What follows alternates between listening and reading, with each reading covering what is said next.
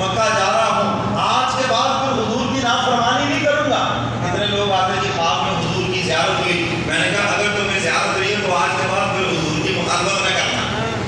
اگر آج کے بعد بھی تمہاری زبان پہ جھوٹ ہے، آج کے بعد بھی تمہاری نگاہوں میں بدنظری ہے، آج کے بعد بھی تمہارے کانوں میں موسیقی ہے، تو پھر تم جھوٹ بول رہے ہو، کیونکہ فاسق فاجر کو حضور کی زیارت ہوتی نہیں ہے۔ سمجھ گئے بات کہ نہیں؟ حجر اسود تو کسوٹی ہے، معیار ہے۔ اگر حجر اسود کو سلام کرنے کے بعد وہ بدلا ہی نہیں ہے، جو کرتوت یہاں کرتا تھا حج ہونے کے بعد بھی اگر وہی کرتوت کرتا ہے تو اس کا مطلب یہ تبدیلی کوئی نہیں لے آئی۔ حج ہونے سے تو انسان بدلتا ہے، گناہوں کی زندگی چھوڑ کر نیکی کی زندگی اختیار کرتا ہے، بے دینی کی زندگی چھوڑ کر دینداروں کی زندگی اختیار کرتا ہے۔ اور اگر جیسا تھا ویسا ہی آ گیا ہے تو لگتا ہے حاضری تو ہوئی ہے مگر حضوری نہیں ہے۔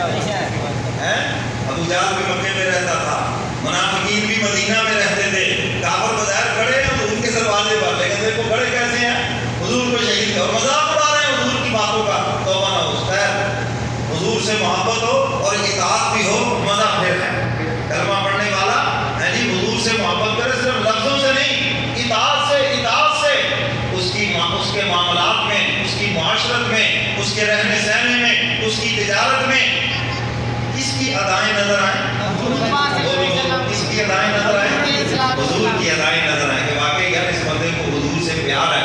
کتنے غیر مسلم جو مسلمانوں کا سچ دیکھ کے مسلمان ہوئے، یار یہ لوگ سچ بولتے ہیں، یہ سچے ہیں، ان کا نبی کتنا سچا ہو، یار یہ لوگ دیانتدار ہیں، ان کا نبی کتنا دیانتدار، یار یہ لوگ تجارت کے اندر سچ بولتے ہیں، سچ بتاتے ہیں، اپنے سودے کا عیب بتاتے ہیں۔ اگر یہ لوگ اتنے دیانتدار سچے ہیں، ان کا نبی کتنا سچا ہوگا۔ یہ ہے عشق رسول۔ یہ کیا ہے بھائی؟ یہ ہے محبت، جس محبت کا ہم سب سے مطالبہ ہے۔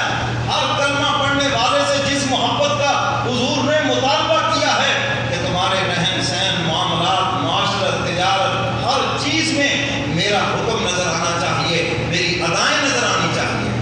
نبی سے تو محبت کر کے بیڑا پار ہو جائے۔ نہیں ایسے نہیں، اتنا بلند آواز سے کہو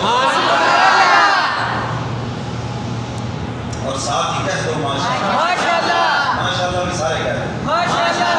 نبی سے تو محبت کر کے بیڑا پار ہو جائے کہ محشر میں شفاعت کا بھی تو حقدار ہو جائے، کہ محشر میں شفاعت